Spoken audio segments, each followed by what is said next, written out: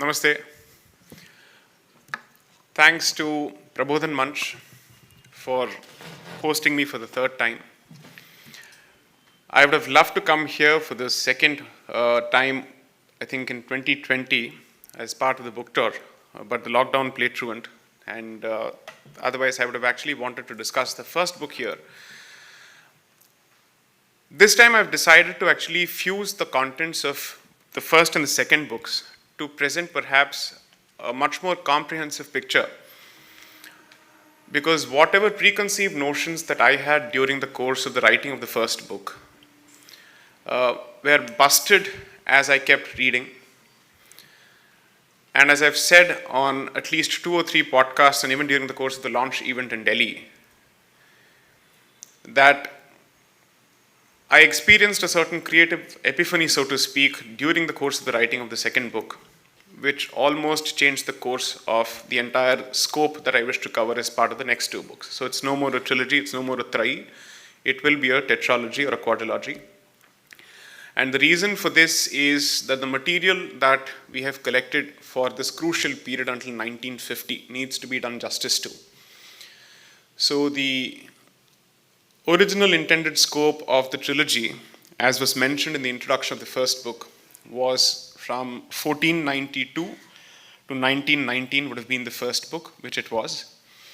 1920 to 1951 would have been the second book, and 52, that is from the first general elections to the end of emergency in 1977, would have been the third book. Now, during the course of writing, which I typically start around Vijayadashami in October, I started it last year, and for close to 2 months, I wasn't able to make headway beyond 1747 words. And as someone who prides in his ability to write quickly, I have typically an industrial engineer's approach to writing, which is 16,000 to 20,000 words has to be gotten out under any circumstances. I couldn't complete more than 1,800 words in 2 months, and I was fairly behind schedule. And the launch date for this book was supposed to be in early August, 11th of August.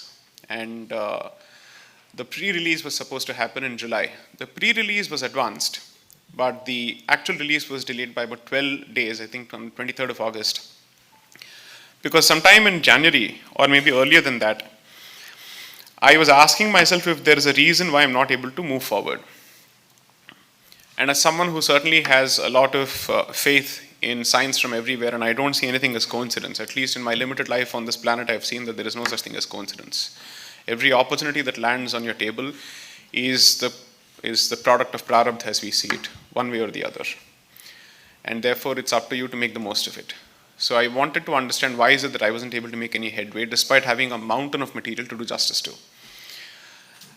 And I then realized that I was rushing through certain critical portions of Bharatiya history which needed to be dealt with in a certain degree of detail. Because the parallels that could be drawn between that particular period and what we are currently witnessing were uncanny. And to miss out on that and the valuable lessons that the mistakes of the period had to offer to the current generation, I thought would be a lost opportunity when you're sitting on a pile of research material. And therefore, I decided to rework the timelines completely. And fortunately, the publisher was on board.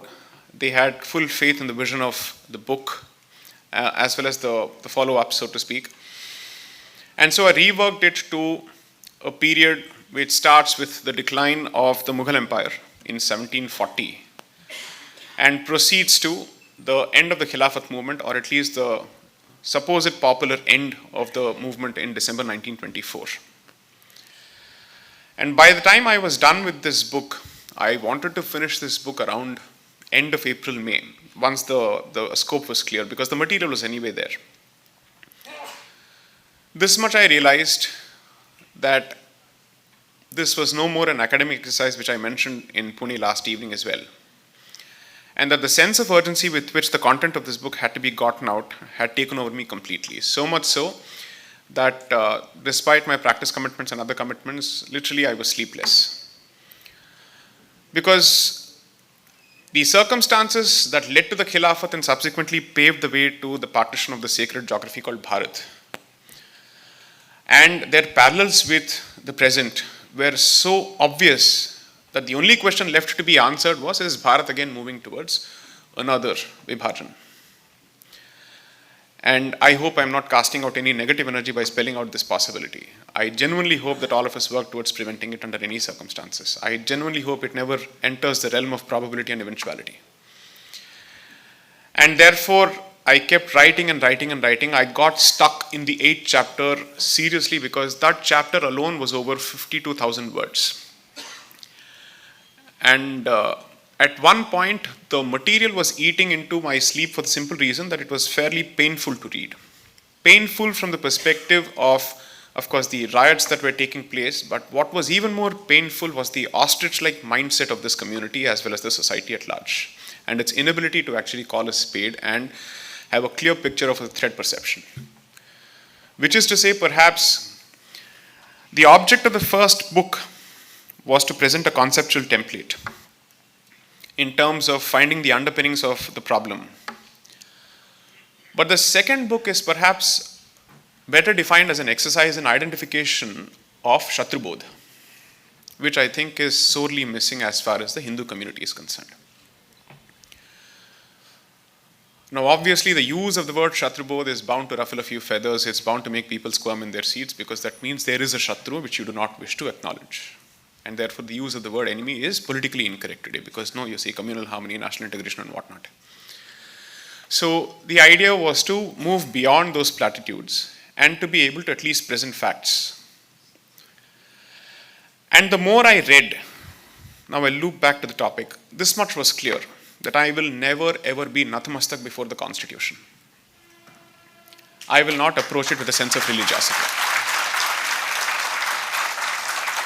I will not treat the Veda and the Constitution at par with each other under any circumstances.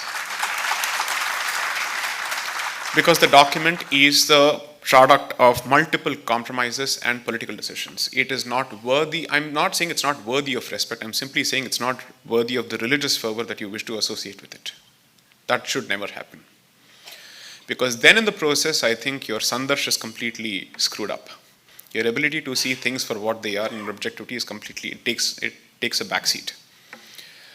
And the kind of compromises that we made in the course of drafting the precursors to the current constitution, starting from, let's say, the 1919 Act and thereafter, every decision that was taken at a national level in terms of compromises on communal legislations, compromises on communal veto, clearly told me that the Bharatiya society, or perhaps the Hindu society, has accepted that its default mode is the mode of compromise and concession.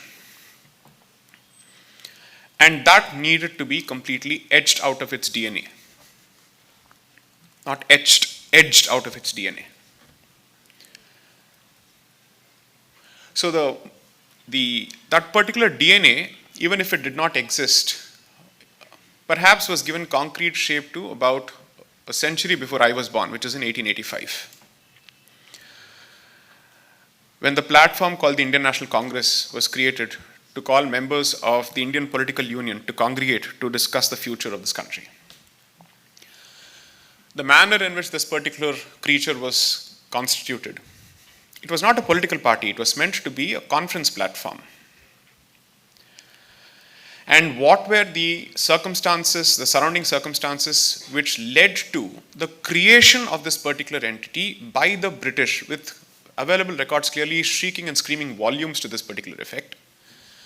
And how do you expect the colonizer's entity to actually bat for independence is a question that should have been posed right at the outset.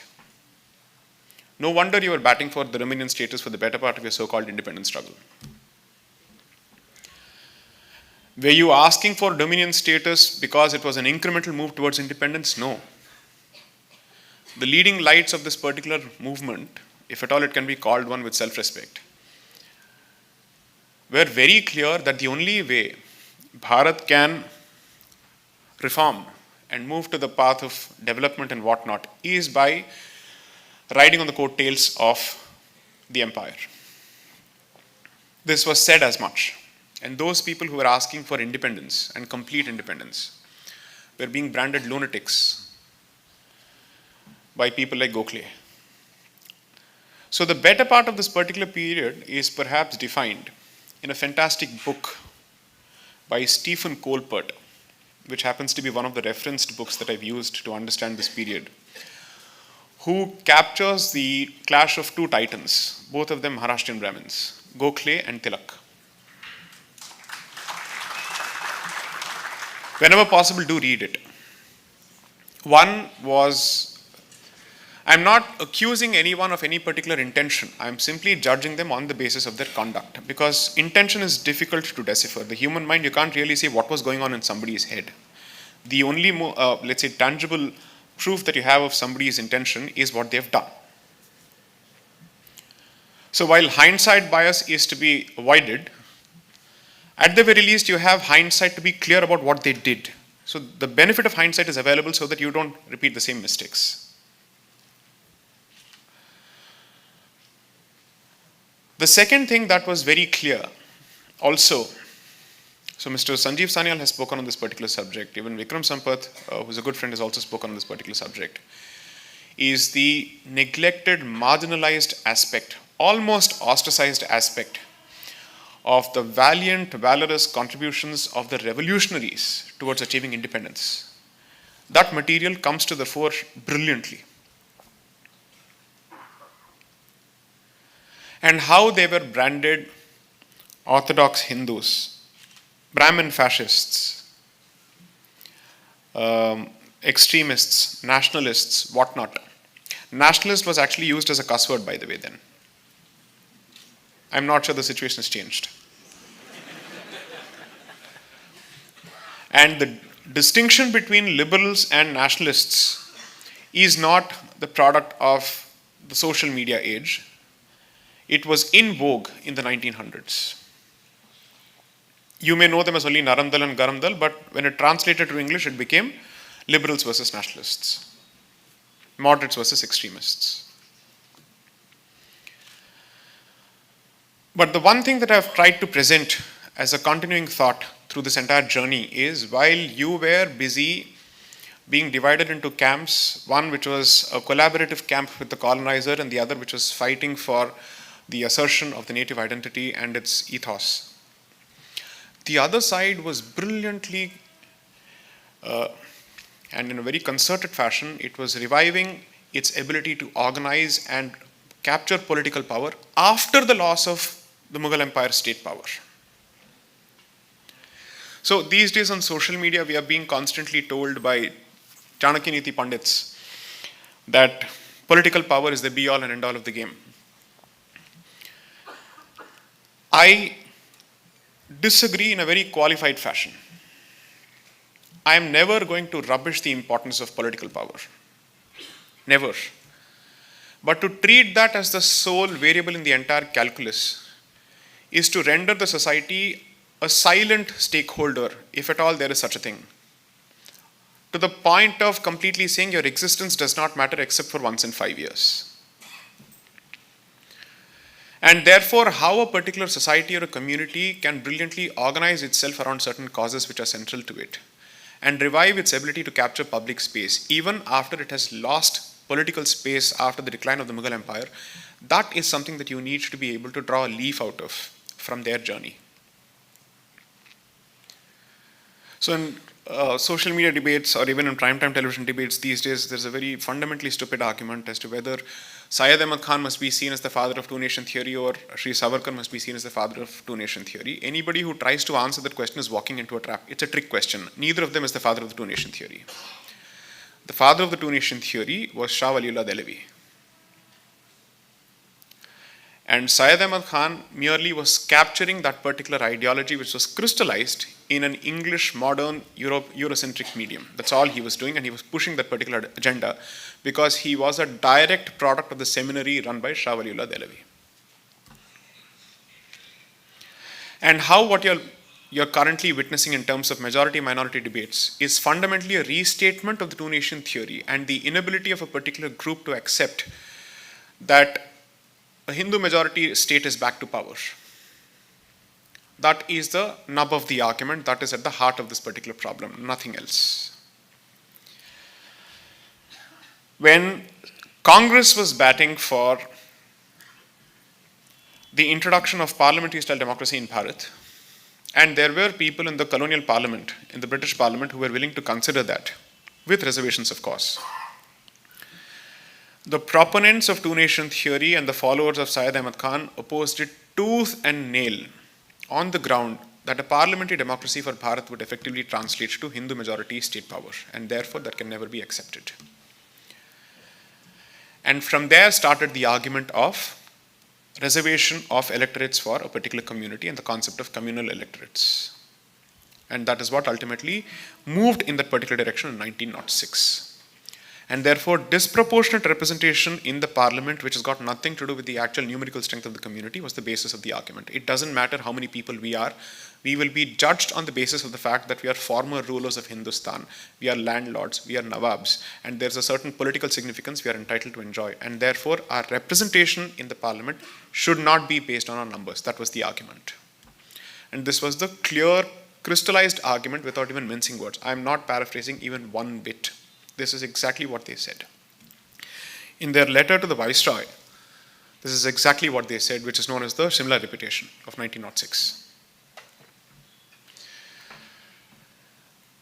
Now, because there is a constitution and because there is the guilt of partition, therefore, you would not want to talk about the two-nation theory. So therefore, let's find politically acceptable sanitized labels for the very same thing, and that becomes the majority-minority debate under independent Bharat. So the fight is still on. 1/3 is already gone. Now let's fight for the 2/3. Because what was being sought was the entire Mughalistan, which is effectively the bulk of Bharat. So if you think, so I have some people in my close circles who say, Pakistan ko Kashmir de hi dete hain. It's the end of the matter. That's all they want. Then you've really not understood what according to them is unfinished business. Assam is unfinished business. Hyderabad is unfinished business. Junagadh is unfinished business. All those places which relate to the Pakistani mentality are unfinished businesses, regardless of geography. If at all you wish to really make sense of this book, I would suggest that you read 2 other books along with this. One, I think you should certainly read, despite my serious disagreements with Dr. Ambedkar, you should read Pakistan or the Partition of India. The thing about that particular book is that it's categorical and blunt, but there are portions of the book which also clearly say that the Dalits find more in common with the Muslims as opposed to Hindus. There are those portions of the book as well. Conveniently, we ignore those portions of the book because we want to use that book only to say that even Ambedkar believed that there had to be a population exchange. But you don't complete the entire sentence. Until 1946, Dr. Ambedkar was in alliance with 2 other people, Jinnah and Periyar. Periyar wanted a Dravida Nadu and effectively said, if the British leave, then the Brahmins will take over the state administration, so don't go. That was his position. I've sown the seeds of that particular discussion in this book. I've captured it very clearly. And only when he realized that ultimately he was going to get secondary treatment if he were to go to Pakistan, his position started changing. And then is when the 1946 publication comes out, which is Pakistan or the Partition of India. The other book that you must read is Venkat Dhulipala's book, The Creation of the New Medina, which is a fantastic book, but that book starts from 1937. Then the other suggestion would be Christine Fair's book on the Pakistan Army's way of war, how it is a never-ending war and what is the agenda, and how it is fundamentally a military state which is pushing this particular unfinished business. And the imagery of the cover of the book is fantastic because there is, I think, if my memory serves me right, which it usually does, is the Mughal flag on the cover of the book. With perhaps did the Mughal flag have the tiger or the lion? I think the lion. Tipu Sultan had tiger and perhaps this one had lion. Perhaps, yes. So that was clearly captured. And if you read all these together, you'll have to ask yourself, how are we so mired in our own illusions of some kind of mythical unity? And how that unity was strategic, convenient, and collaborative for very clear ends comes out through the reading of this particular literature. And then you'll ask yourself, in light of this, with this historical experience, which was staring in your face, did you draft the constitution with all of this in mind to protect the community which is the victim, the true victim? The other thing that I'm also trying to show through the book is kindly stop buying into this nonsense called that the partition of Bharat is the sole creation of the divide and rule policy of the British. It is utter BS. There is no basis for this whatsoever. The divide and rule policy did not create a division, it exploited an existing division that existed for 1,000 years. So anybody who wants to wallow in this comfortable infantile juvenile notion, I'm sorry to say, is subscribing to a history textbook of 7th standard. And that too by NCERT, so don't subscribe to it at all.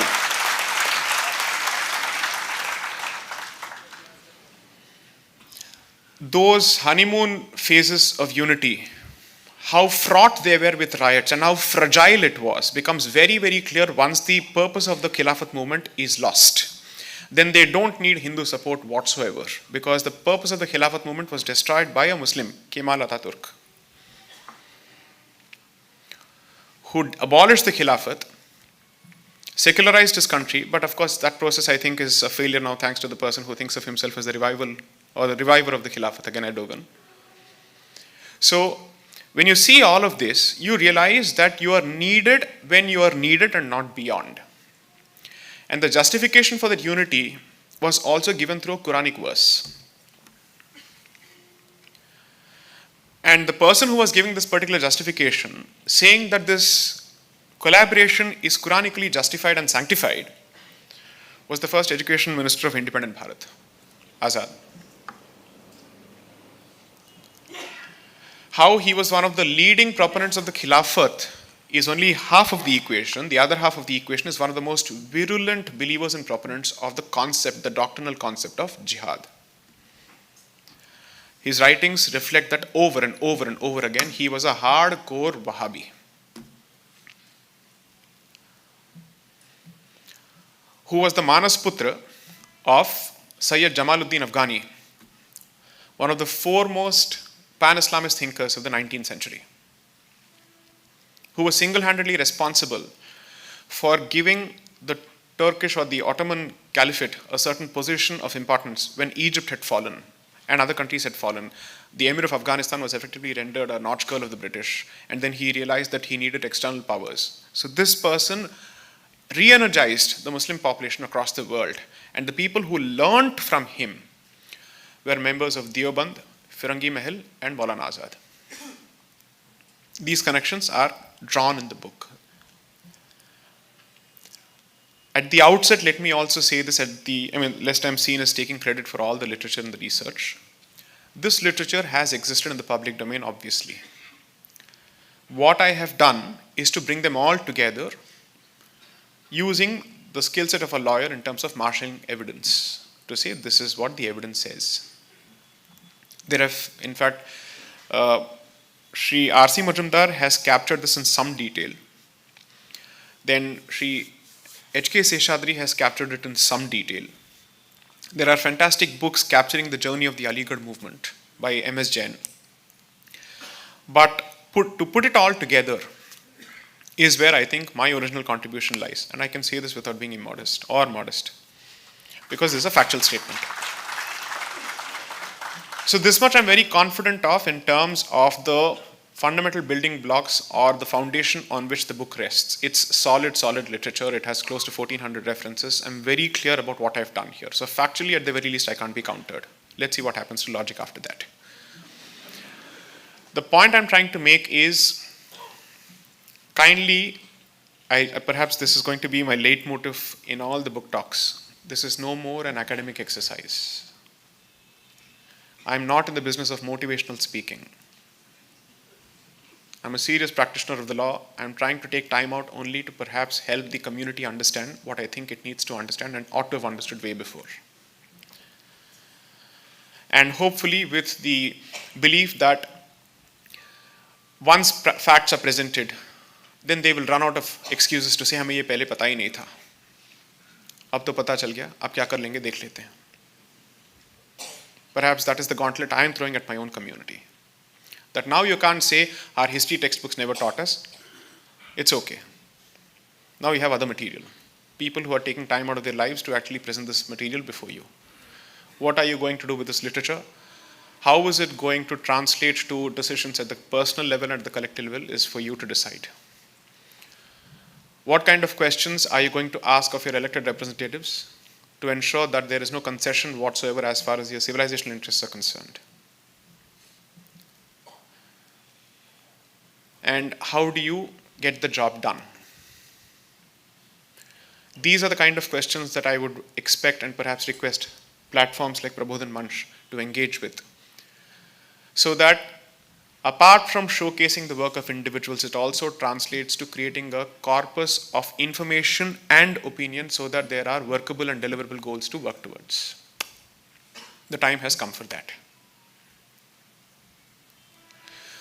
Once you read the 9th chapter, and this was a calculated intent on my part, that people will finish reading the 9th chapter and leave the book the same way they left after watching the Kashmir Files.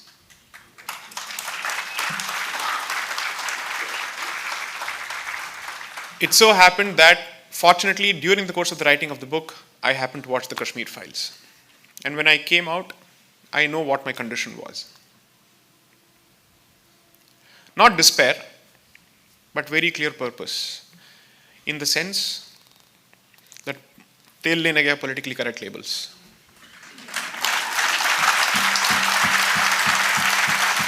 I don't care for labels anymore. Go ahead, call me a fascist. Go ahead, call me a Savarna fascist. Go ahead, call me a bigot. I will do a Vishpan comfortably. I have developed the thick skin. God has made me fat enough for that. कुछ नहीं होगा, कोई असर नहीं पड़ेगा.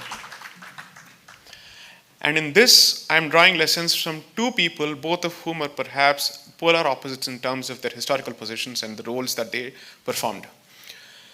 One is Sri Aurobindo, who effectively said Hindu leaders must never suffer from this disease called Chakshulajja, which is that you will never use or you will never dilute your position simply to say log kya kahenge. आप लोगों के लिए बात कर रहे हैं, it's okay. The other person who actually practiced it properly, apart from the revolutionaries of course, was Muhammad Ali Jinnah. He really didn't care for any Mahatma legacies, nothing. At all. Suffered from no such complex that he was in direct communion with God. Had no notions of getting dreams at the dead of the night to change the venue of the talks or whatever it is. That's how some of the Khilafat agitations and their venues and dates were changed. Sri Mohandas Karamchand Gandhi woke up one fine day and told Rajagopalachari, you know, God is basically telling me iski date ko badal dete hain in terms of when Khilafat Day will be observed. I am a believer. I have belief in all of these things. I'll say this even shamelessly. I don't have a problem. I don't need to be ashamed of any of my beliefs. But what I'm trying to say is, what have you done to the community at the end of it? I really want to know which God was telling you all of this. Was it my God or the other side's God? Which deity was speaking to you? I'd like to know. Did you also go and pray in a cave for 40 days? So the point I'm trying to make is, you have so much to learn from the other side as well. And the man single-handedly carved out what he wanted for his people, whether he was driven by political interest or self-interest or whatever incentive, I don't care. He got the job done ultimately.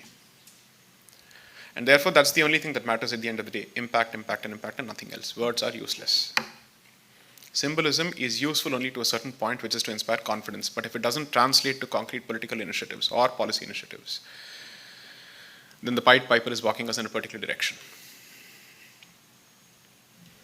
And if the timelines of the past are anything to go by, assuming that the same time scale and pace applies, you're looking at 24 years, which is very, very conservative, or optimistic in fact, not conservative. If not, you're looking at 15 years. Now, what are you looking at? I leave it to the intelligence of the audience, what you make of it.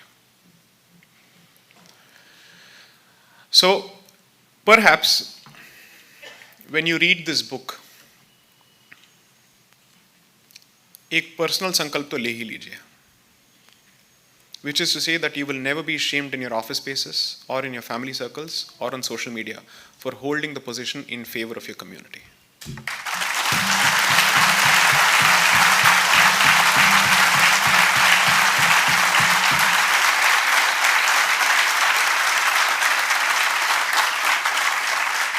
Civilizational intransigence and lack of moderate accommodating position is the need of the current hour. This is wartime. It's not peacetime. If you are lulled into believing it's peacetime, no, it's not. This is now a different phase altogether, where you're looking at a slow war of attrition. It's a slow burn war. The other side has already announced it. It's just that you don't think of it as a formal declaration. I don't know what more you need in terms of being given a wake-up call. अब आपके personal नाम के थोड़ी फतवे जारी होंगे, भैया आपको notice पे डाल दिया, ये म्युनिसिपल कॉर्पोरेशन थोड़ी है. He'll come, finish the job and go. Or sometimes even she will come and finish the job and go. So, sharpen your priorities. I'm not asking you to be uncivil about their expression, but be firm and clear in what you expect. Of course, this is going to translate to multiple tangential, let's say, red herring questions. Are you therefore saying we should look for political alternatives and all that? This is not a political discussion, this is a civilizational discussion. So don't reduce it to a political discussion. Understand what is the central issue that's being raised. Politics is the art of getting a civilizational job done. It is a medium, it is a sadhana and nothing beyond. Whatever they may be in power for is secondary to me. What I want them to be in power for is my primary priority.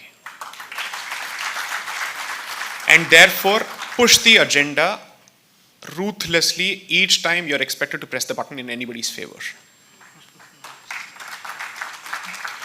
2024 must lead to at least two important outcomes. And that must be reflected in anyone who's batting for us in their electoral manifestos. Temples, under any circumstances.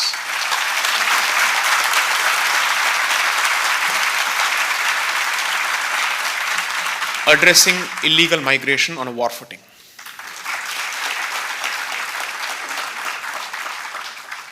That coupled with a serious expression of intent on the Places of Worship Act and the Waqf Board. Thank you.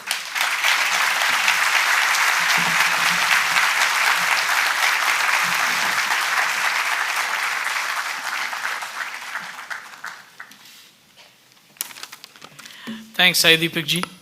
Friends, like I said, there are a few questions which have already come in, which my team has helped me curate. I will start with those. But I'm sure with this very, very thought-provoking initial comments that Sai Deepak ji provided, I am sure a lot of you have many more questions. So please feel free. Our volunteers are in the aisles. You can send them the questions you have. And let me start with the first one. And it's a very, I guess, very cliched one, because, you know, I think you've said that the Ganga Jamuni Tehzeeb. I need, because my energy can't be contained. Okay, fine. You can. I will I'll probably start. It's the incurable rogue of a lawyer. So, I think you refer to the Ganga Jamuni Tehzeeb as a fiction yes. created to show syncretic relationship. Yes, yes. Now, if that's a fiction, what's your view of the base case, worst case, best case between the two communities in India? So, I'll tell you how this creature came to be created.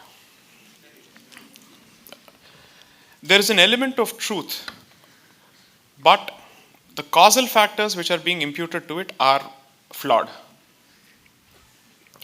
Ganga Jamuni Tehzeeb is not the product of a foreign religion's ability to coexist. It is the product of the convert Hindu, his inability to give up his cultural roots. Language, Nariyal Phodna, Diya Jalana, is not the sign of accommodation of the outsider. It is the sign of passive resistance of the insider for a few generations until that is completely scrubbed off his Atma. So I'll give you an example from a different society altogether. After the Arab conquest of Persia, why did Iran or Persia become Shia and not Sunni? How did that even happen? It should have led to Sunnification of the particular country. How did it become a Shia country? Because if you look at, let's say, Africa, Latin America, and all these places, every community has its own way of resisting that particular imposition. And they find either local ways of resistance or, let's say, outside ways of resistance, which is, if there is no way I can escape conversion, I'll find something to counter the mainstream within. And there were two pillars of resistance in Persia: denomination and language. So therefore, there was an insistence on Persian, and which is exactly the legacy of the Safavid empires and subsequent empires. And there was an insistence on Shiification of the community.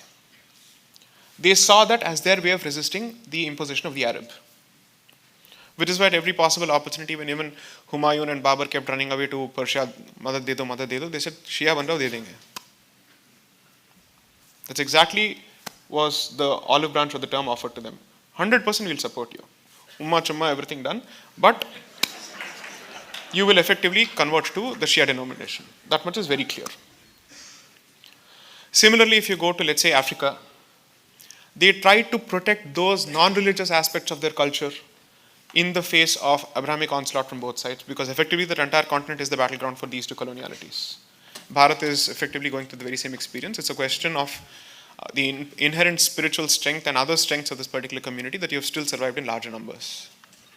That is never given credit to. So the subscription to the 12-verse Shia denomination by the, let's say, the Persians was in fact a matter of resistance.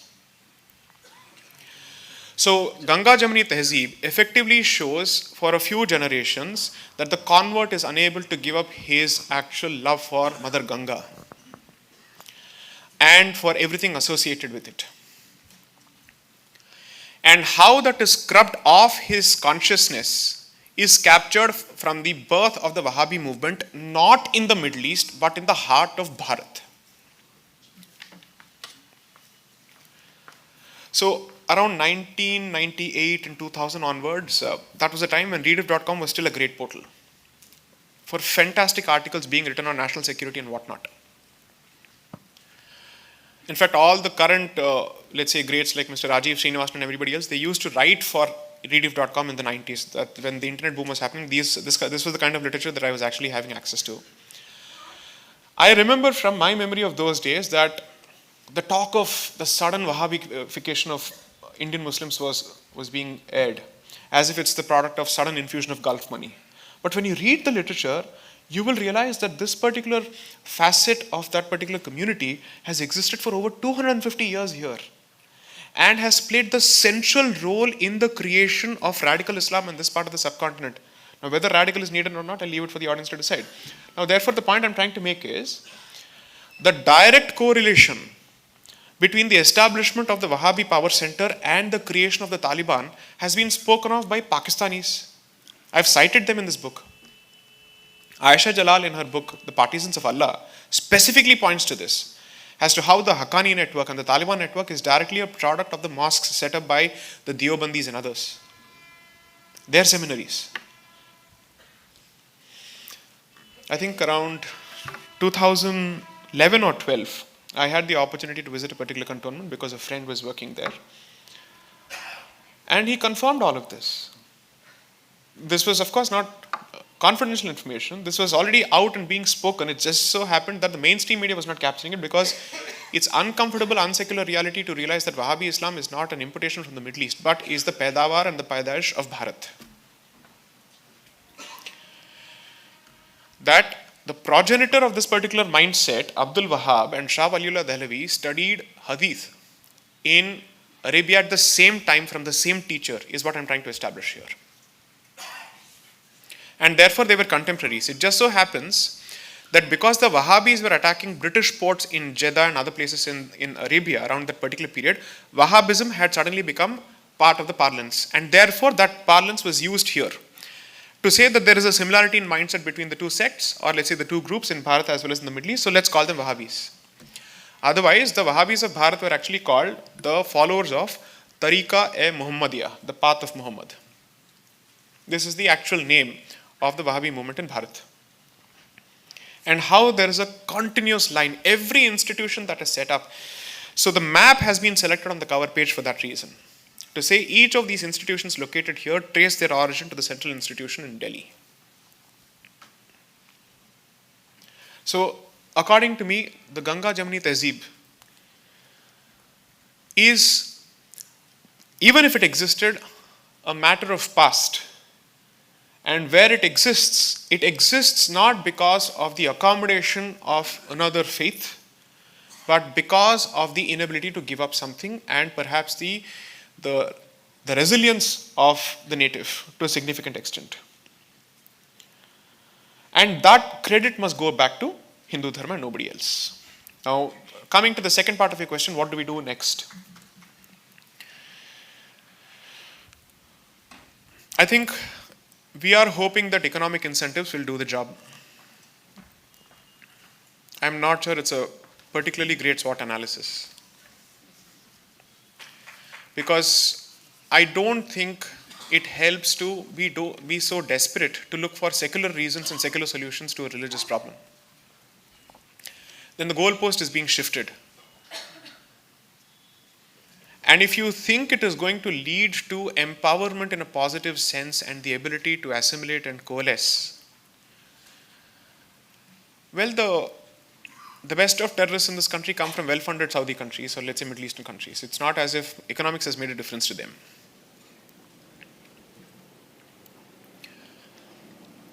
The reason that this must be traced to a particular mindset is because in certain portions of the book, I capture their own words. Allow me to say this, and everything that I'm going to say is lawful and legal, so I'll say it, and with basis. Shah Waliullah Dehlevi effectively believed that the advent of his faith is for the destruction of the entire global world order as it exists. And the means to actually achieve that particular end is jihad. This was his clear position. Now, he lived in the mid-18th century. Maulana Ala Maududi, Abu Ala Maududi, who was the one who advised Ziaul Haq towards greater Shariafication of Pakistan, believed in the very same thing. And it's no surprise that the rise of Taliban and the rise of this man to power and Ziaul Haq's regime all coincided. And his very clear position was to say that there can be a separation between the mosque and the state, and that Christian-style secularism is possible in Islam itself is haram. Everything is governed by it because it is seamless and never-ending. Therefore, until that ultimate objective is achieved in terms of destruction of the world order and its recasting in Islamic mold, this will be a perpetual conflict. And that is, according to me, the founding DNA of Pakistan and everybody else who believes in the idea of Pakistan. You cannot negotiate here. I wish there was room for negotiation. The only way that this can be dealt with is in the very language that it understands, and whatever that language may be. And the ones who are following this path at this point and doing so successfully, unfortunately, these are terrible examples to draw inspiration from. Eastern Europe and China. Terrible examples. I say this myself. But they are the only ones who seem to be able to contain this particular beast. Either through stringent policies on border controls, which they unabashedly defend even on BBC, or the clear position of countries like China, of Russia. The problem is, since Bharat is essentially democratic in its spirit, it struggles to emulate any of these models. There is no doubting it, and I'm not going to hold this against Bharat for it. You may have the conviction of China, but whether the Chinese model works for you is something you have to ask, because that model is always on the verge of implosion because of the pressure that it creates. It's like a safety, it's like a pressure cooker that can explode anytime. There are no safety valves.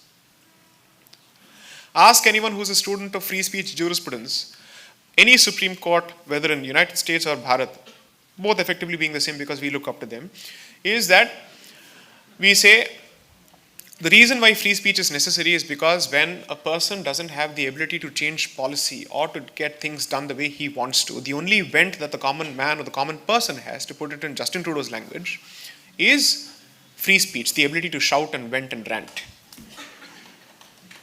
That is one of the roles that is performed by free speech, which is a safety valve. उसका तो कुछ होना नहीं है, but चिल्ला लो, हम आपको दे देंगे. So democracy is contained oligarchy where multiple interests are managed as opposed to a limited number of interests.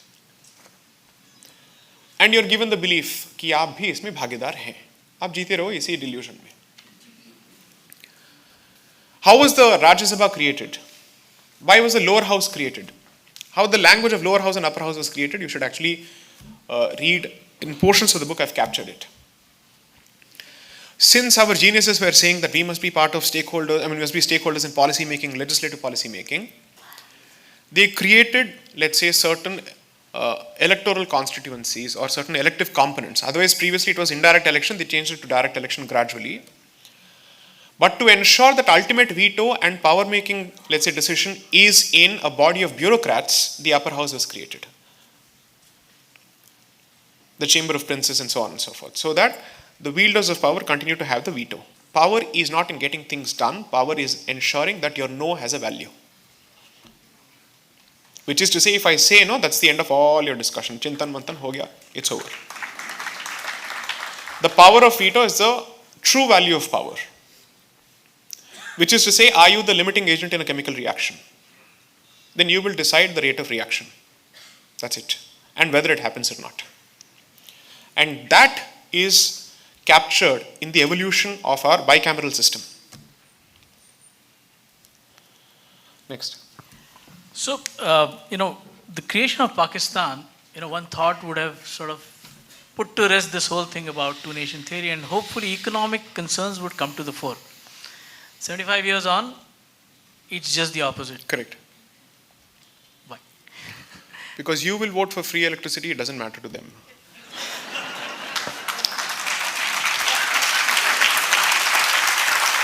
For another reason, because electricity is anyway free to them. When people tried installing meters in Kashmir, after the amendment, don't ever call it abrogation of 370. It's not abrogation. Abrogation means the 370 is not in the statute book. It's not. It exists. So simply call it amendment to 370. It's not deletion, repealment, nothing. It exists in the statute book. It's only been changed. They came and they publicly threw the meters in front of the electricity office. What did the state do? Women came and threw challenge. Kya kar liya aapne? You go to my part of the city. I am from Bhagyanagar. Urf, Hyderabad.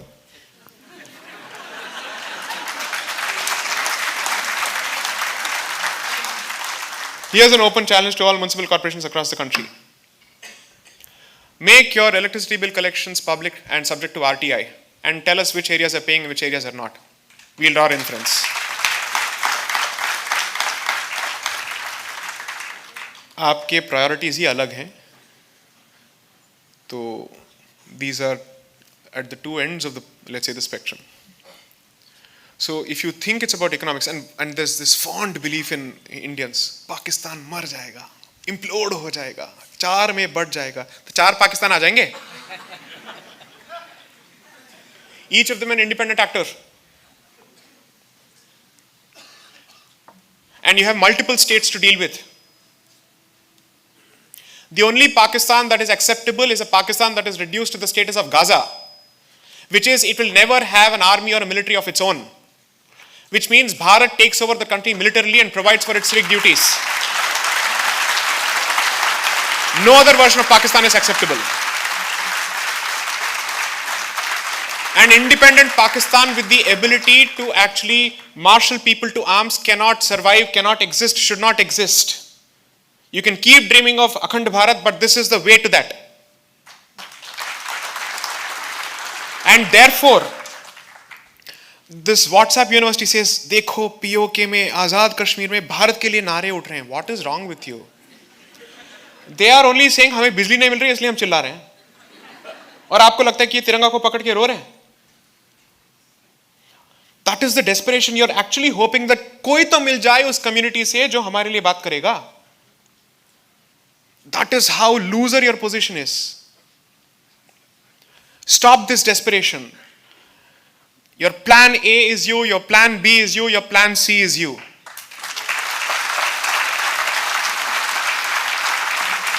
This is the one thing you must learn from the world Zionist experience. I'm anyway accused of being a Hindu Zionist. I'm owning it up. And I'm saying that understand that the essence of Zionism, whatever it may be and its end goals, the one thing that you have to draw is self-reliance. अगर दुनिया आपके खिलाफ खड़ी हो जाए, do you have the ability to stand up? That is the question that you should ask yourself to protect this Punya Bhumi. And therefore, the genuine hope is that you start move, and this has to start from the society, and then the state acquires that character, because the Atma of the state is the society. If the Atma thinks that it has to constantly look to the west on either sides of the Atlantic for help, then the state will continuously do the same thing. Fortunately, the state's DNA has changed over the period, over the last 10 years, or let's say 8 years at the very least. But that's because the society has started moving in that particular direction, because they realized, agar yahi hal chalta raha, this country will be up for wholesale sale. Next. So there's a general belief that the overall Hindu civilization in India has withstood foreign invasions and still retained its identity, etc. Is that a part of the solution, or is that a part of the problem? I think it's a source of hope. It is certainly a cause for despair when you also don't realize the flip side to it. See, there are very few countries which have managed to retain their traditional political boundaries. Germany has lost some, France has lost some, Israel has lost some, everybody has lost some. उसमें तो कोई doubt ही नहीं है. So I'm not looking at it that way. But you will be comfortable with this particular analysis if you believe that it is just another territory. But if you believe it's sacred geography, which is part of your rituals on a daily basis, then that geography has no business being anybody else's hands. That's one. Second, the history, at least of the last 1200 to 1300 years, is continuous seizure of Hindu political and civilizational space. Akhand Bharat stops at Pakistan. Why does it not have Afghanistan? I don't understand. It should have Afghanistan because the Shahi dynasty was the last to fall before Kabul fell to the Muslims. So we have given up Afghanistan even in our hope. Pakistan की उम्मीद करते ही हो तो अफगानिस्तान की क्यों नहीं भाई? So, in my view, this, in fact, given the kind of archaeological excavations being done in that place, it's unbelievable that it doesn't form part of even the greater Bharat identity. So, what China has done over the centuries is that it has effectively decided that the southern belly, which has all the river systems and that's where the bulk of the population is treated as the core bhumi that needs to be protected, and it has created buffers around that particular place. Which is to say, अगर ये भी गया दूसरा है, अगर ये भी गया दूसरा है, अगर ये भी गया दूसरा है, ये कोर तो बचा रहेगा. And therefore you have the annexation of Mongolia, you have the annexation of Tibet, and then all of these places they keep annexing, so that if you actually look at the original, let's say, map of China before Tibet and Mongolia, it's almost comparable to Bharat, and at best it would be, so it's what, about 96 lakh square kilometers, we are about 33 lakh square kilometers. This is after all these annexations. Otherwise, it would be probably even comparable to perhaps maybe, so Australia is smaller than Brazil. Brazil is 85,000, so 85 lakhs. This must be about 72 lakh square kilometers, Australia. It's closer to that. Close to 20 lakh square kilometers is actually annexed to protect the buffer. So you might as well decide what are your non-negotiable areas and then start creating buffers, and that would be the concept of Greater Bharat. That is how a Greater Bharat identity is created. So from Aryavarth to the south is to be protected 100%. So whatever is described in the Vishnu Puran or whichever Puran, you say, no, from Himalayas to this is mine. But this also the reason why the Himalayas is the subject of this huge contestation, because your identity as a Hindu comes from the Himalayas. Your spirituality comes from that particular place. No wonder the north is the battleground. Assume for a moment that Himalayas are completely outside your hands. What are you really praying to? I mean, your deities are there. That's the belief. If you talk to people who understand the battle that's going around the Himalayan region from the east as well as the west, they are very clear that there is a larger game and we are constantly stuck only with, let's say, the China-Pakistan angle. You don't realize that this would effectively mean evisceration of the territorial moorings of your cultural identity completely. That is exactly why Afghanistan doesn't feature in your Akhand Bharat map anymore. And that will happen in the future if you continue to let this happen. So, as they say, generations are shaped by the education system. Yes, and is there, therefore, a case for a fundamental relook at the education system, a need to go back to the Gurukul system? Your views on how that could help us in the end game? Assume for a moment that the government suddenly grows a conscience and says, Gurukul Tathastu. Let's do that. How many in the audience would want to go to a Gurukul? That too is a question to be asked, right? Because we want modern education. Of all the comments that I receive, apart from the hate mail, of course, the positive comments focus more on my English. So sad. That is equally sad. Then it defeats the very purpose of this coloniality that I keep pushing and crying endlessly. Which is perhaps why I have to start training myself in Indian language so that you stop focusing on English and something else. So, I do believe, see, this much is a banal, hackneyed and obvious statement to make, that a society perpetuates its culture only through education. Every society has done that. And therefore, if you cede space on education, you're effectively ceding space on the future. That's where the investment is done. And that's where the investment has happened over 270 years. No wonder we are where we are. So that's the place where you start. I think that's a fairly obvious statement to make.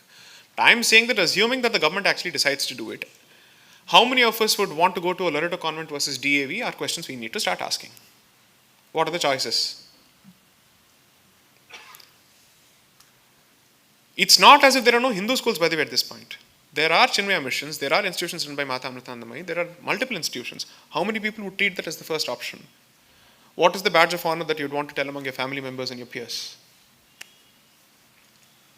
Next. So I think there are a lot of us, and I'm really encouraged by the younger participants in today's audience. But one of the questions is that, they're not really, as one would brand them, as a leftist or a liberal. At the same time, when the discussion goes a bit religious, they are equally uncomfortable. Yes. So when you talk about creating the Ram Mandir, for example, their first reaction is, don't we need more hospitals? Correct. Yeah. So how is it that you get to this group of people? Because, as I said, they're not leftists, they're not liberals, and they're your views. That means fundamentally you have not understood your faith system and the value of a consecrated energy space that is accorded to it. This is something that is at the heart of it. And what does that also tell you? That religion is an ornamental vestige in your daily life. And it makes, let's say, perfunctory appearances during festivals. Beyond that, it has really no value. And at best, it is an identity marker on a certificate. It may have some value, hopefully in some families still when it comes to social transactions such as marriage. But even that is on the way out. सब चलता है. So everybody is equal, सभी same हैं. What is that line? Ekam sat, vipravadanti, and the next one, vasudhaiva kutumbakam. Embrace all this. Give up what is yours. How do you use a dharmic saying against the protection and survival of dharma? Only Hindus can do this. So, despite my disagreements with a lot of people, I think my red pills or whatever, or maybe going by my complexion, black pills, are basically not for others. It is for our own people. पहले आप जाग जाओ, सब ठीक हो जाएगा. बाकियों को जागरूक करना बंद करो. अपने परिवारों के अंदर झांक के देखो.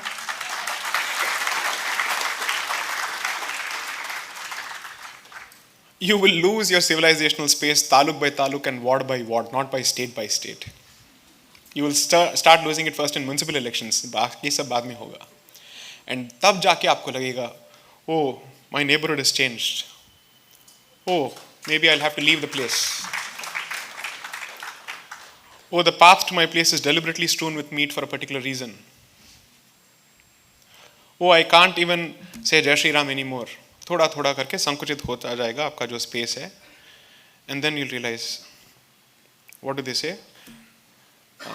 There is a very famous saying in Tamil. Sagara Samatila Sankara Sankara, which means when you're dying, then you think of Shiva.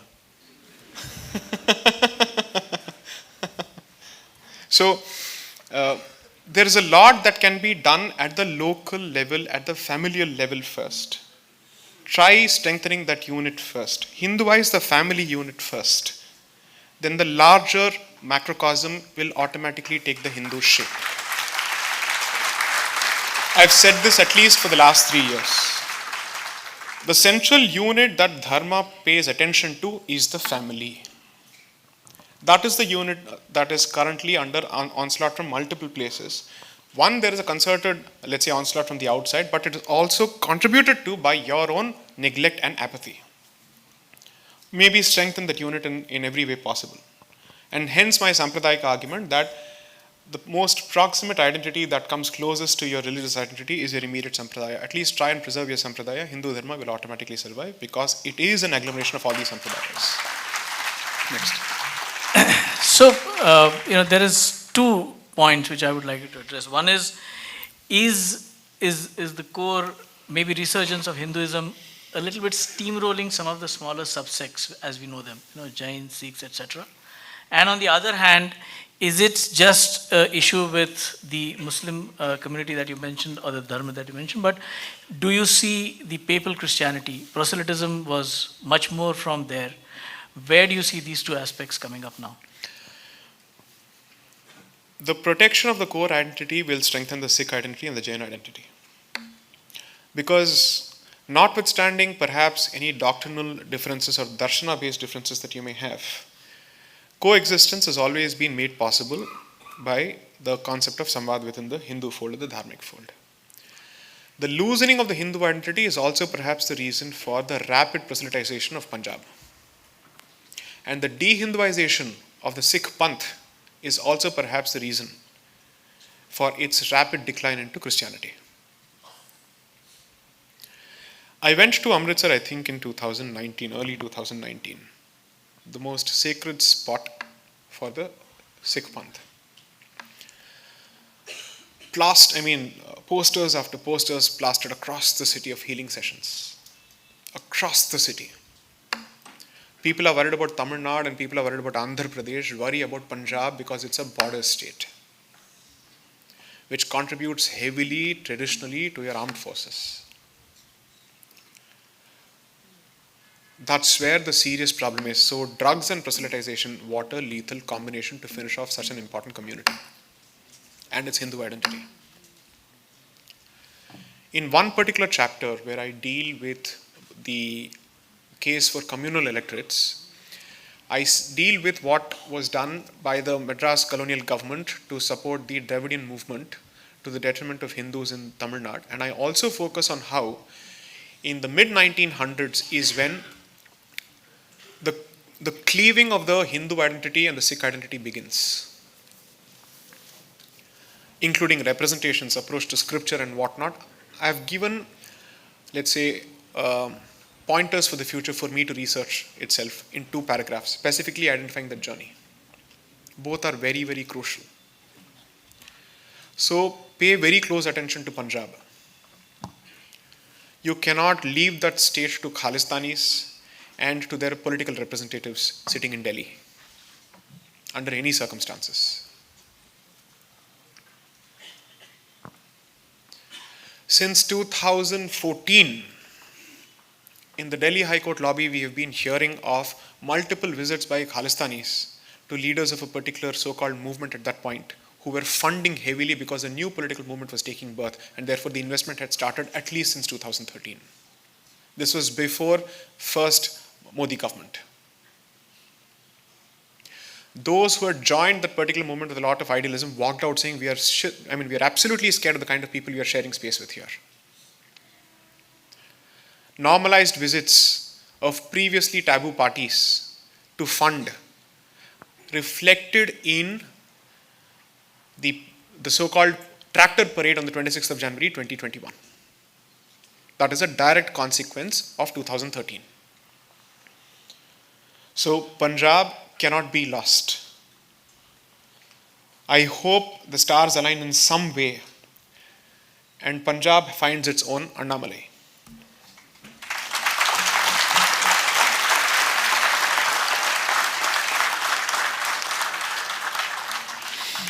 A little more on the question on how do you see the issue of the Christian sort of spread of the religion, the whole attempt that they've had because they were in power for so long? So, in the first book, I think I've fairly given the literature to show that while the East India Company, thanks to its mercantile interests, was slightly more reticent about pushing Christianity, in their official resolutions as directors of the company, they clearly said, we will bring the truth of, or let's say the gospel of Jesus to Bharat. East India Company says so as much in its official resolutions as board of directors, they said this. And that's how the education policies were crafted. But once the crown takes over in 1858 after the Sepoy Mutiny, they make a statement, I think on the 1st of November 1858, the Queen Victoria specifically says, we will protect your native rights as much as possible. But it is after that statement that missionary activity increases and explodes in Bharat. So lip service is paid so that there is an official document that captures your so-called official position, but then the push begins. And that has been going on. On this, I have extracted Syed Ahmad Khan's own grievances against Christian missionary activity as part of the second book, where he clearly says, I'll tell you what he says and ask yourself if this is happening currently or not. Bible-toting individuals will walk to people on public squares and say, this is the true God. Convert. The church will help you. Military officers would tell their subordinates that we will take care of your children and their education, English education, we'll give them access to all of this. This would happen. And since English was treated as the pass-through filter to enter the colonial establishment, English education became the medium through which conversion would start. Over 4 pages, I'd say 4 to 5 pages in the book, I've extracted his own statement of what was happening around his period. Everything that he said in the 1850s is what is happening in 2022 and continues to happen in 2022.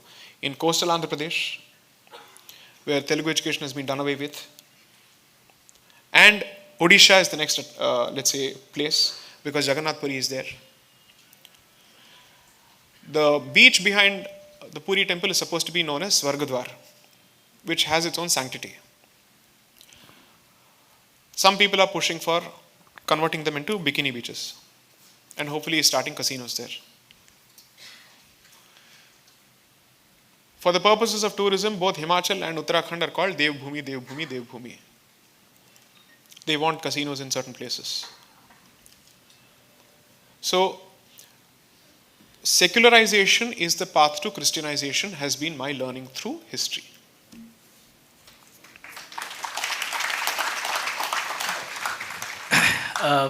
Slight change, but patriotism in India is a little emotional concept, and somewhere between nation first, religion first, and emotion versus intellect when it comes to patriotism. Your take on this? There is no Desha without Dharma. I don't believe in irreligious nationalism. Last night I was asked this very question in Pune when someone said, citing the hijab controversy and all of that, that why can't we subscribe to just nationalism? Just nationalism. I said, what is this just nationalism, bhai? ये अंतरंग में थोड़ी उड़ सकता है ऐसे ही. Tell me what is it based on? And I specifically said that the new version of nationalism that is being pushed on the other side, because they know that nationalism is here to stay, is civic nationalism, which means you will define your nationalist positions on the basis of your allegiance only to the constitution and nothing else. While everybody else will subscribe to their books and will continue to treat those books as being superior to the constitution, we will be the only ones subscribing to the constitution. How smart a move is this is for the Hindu community to decide. Reorient your positions on the hijab controversy. I don't think it makes sense to ask them to give up the headscarf. Rather, insist on your visible symbols being allowed in every place, including in minority institutions.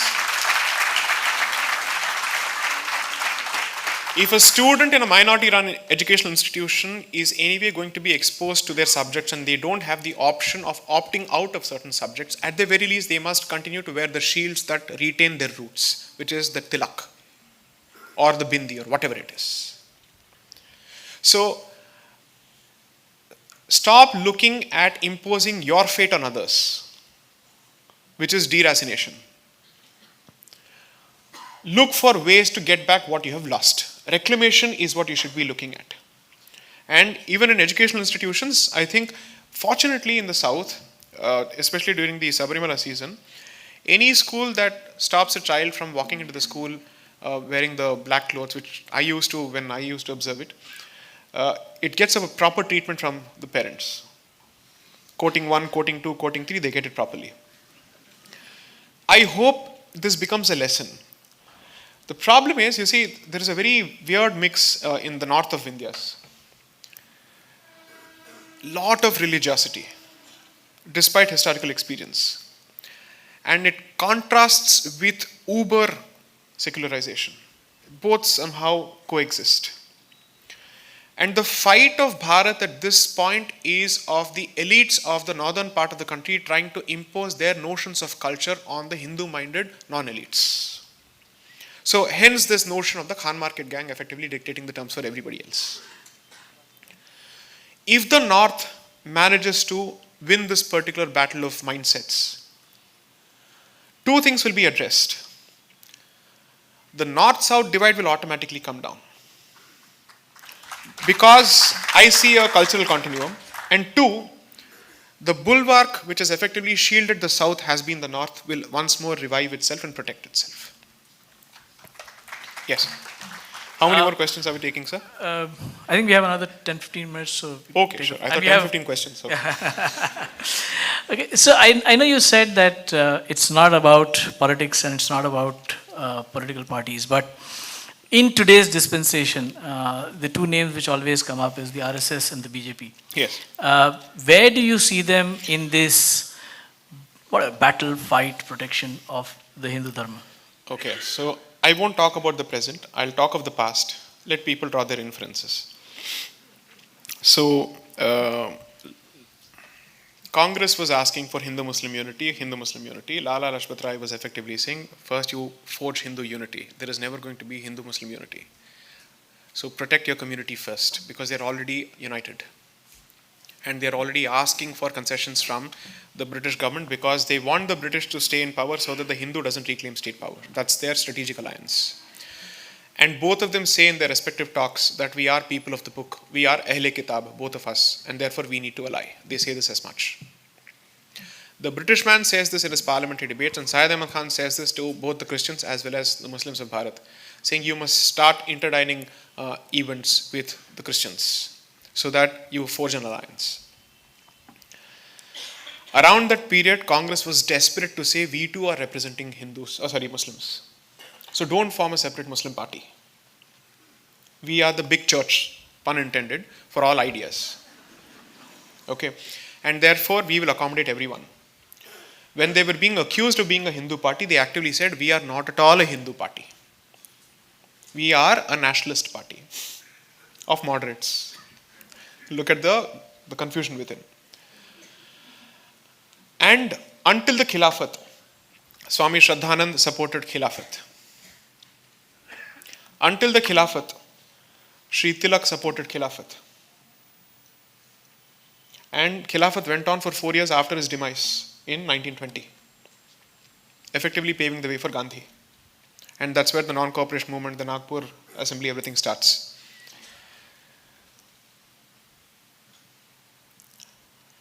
Shankaracharya of Sharda Peeth supported Khilafat.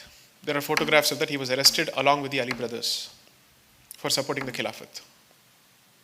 Everybody learned their lessons after the impact of the Khilafat, which is why the Sangathan movement translates to Hindu Mahasabha, then RSS, so on and so forth, from 1925 onwards.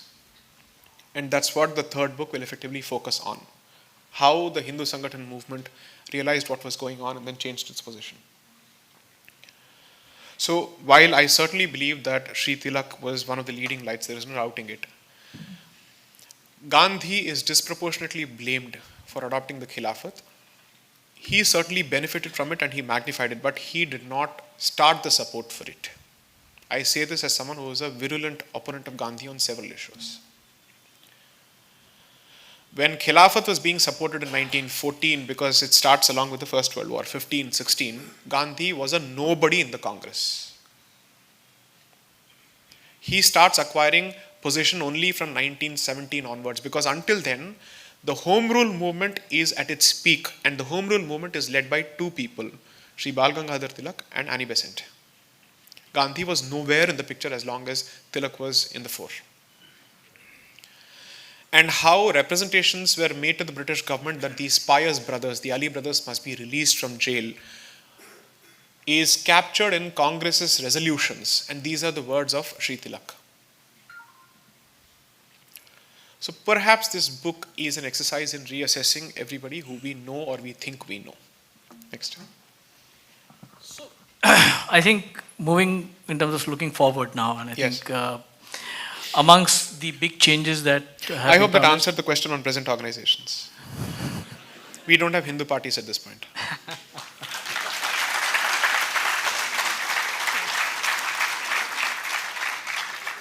So, is the Uniform Civil Code one or a possible solution?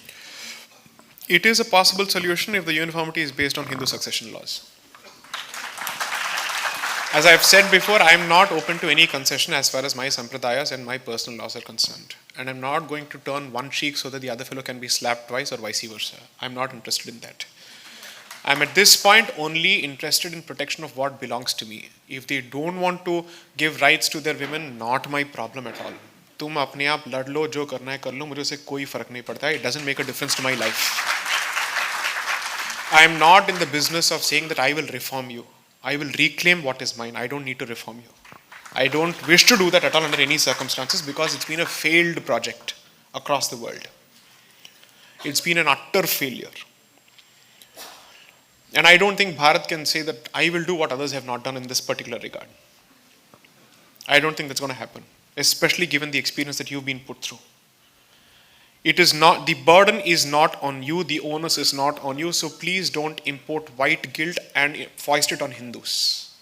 We are not in the same realm. The constant comparison in New York Times that the Muslims of this country are the same as the African Americans, unbelievable nonsense that's peddled, and people here even buy that nonsense lock, stock and barrel. So don't do that. You focus on what is yours and keep that focus unchanged. Let it never be deterred. Let that clarity never ever abandon you. This generation needs to do that because this, according to me, is the do or die generation. We are on the crossroads. So whatever decisions we take now will affect not just us but the next two generations if at all they continue to survive as Hindus. So you need to be able to stand your ground now very, very seriously. Be intransigent about it. Next. So, I know we have some 2-3 activities to complete, and you have a packed day. So 2 more questions, but very important ones from my perspective. Yes. Your trilogy is to really educate us or educate people about the Constitution, its history, and what it is. But a fundamental question: is it time to look for a change in the Constitution? And if yes, how would you suggest we go about it? Sir, I think the time was long ago also.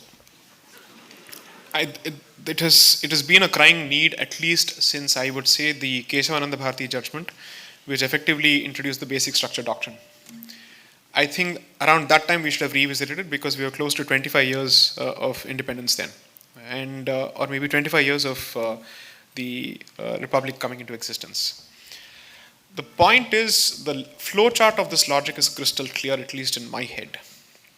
It's not a question of what is permissible in the law, it's a question of whether the society as the prime mover is ready for that particular change, and does it have the wherewithal to defend all those changes from internal pressures and external pressures.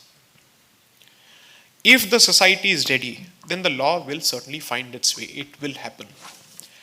The preparedness of the society will translate to changes in the law. At this point, it is not yet ready, neither in terms of the willpower for it, or the clarity for it, or the preparation for it. Therefore, this requires at the very least a decade's work, minimum, not by one individual, but by a team of scholars across the country, working on different aspects of dharma, different aspects of constitutional law, and combining both these to come out with a hybrid version, which allows you to live the contemporary life without losing connection with your past.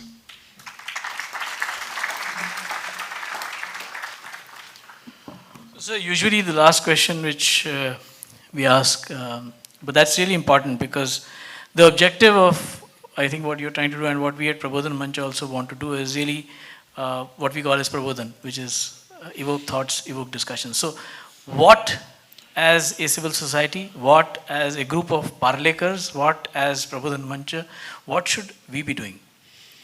So, lest I'm mistaken for presenting a pessimistic picture, every meeting or every book tour, the most heartening aspect of it is the youth that turns up. And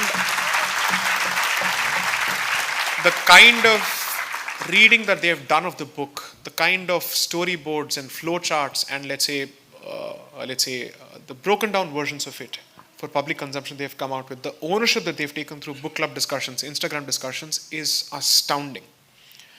And therefore, I'm very, very comfortable, at least valuing in the notion that I am looking forward to a brighter future.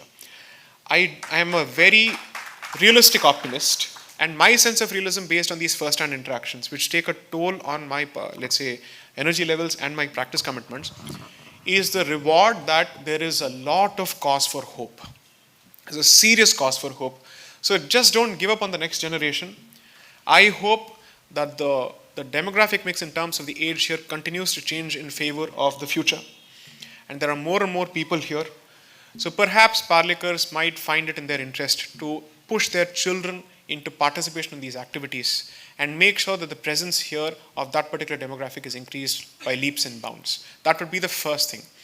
Whether you can address or change the history of Bharat or not, at the very least address the destiny of Parle. Make sure of that. Make sure that these events are heavily attended by them. It goes back with a particular discussion. There are, let's say, discussions on books at home. Called him an orthodox, outdated Brahmin and all that. So that fight goes on within the community. So it is for us to be able to embrace these causes. See, it's easy to talk on hijab and all of that. How many people, especially among the youth, would be comfortable discussing the issue of beef and cow slaughter? What do they know about that particular subject? Or on blasphemy? These are the hot potatoes which most of us skirt around. So when I know for a fact that they realize the reason for the protection of the cow and they're willing to stand behind that particular cause, and they understand that while you can certainly bat for free speech, you should not put up with Devananda beyond a point. When the Hindu starts saying that, is when I think there is a serious cause for hope. Because right now we are all pujaris of free speech as opposed to pujaris of our devtas. Thank you.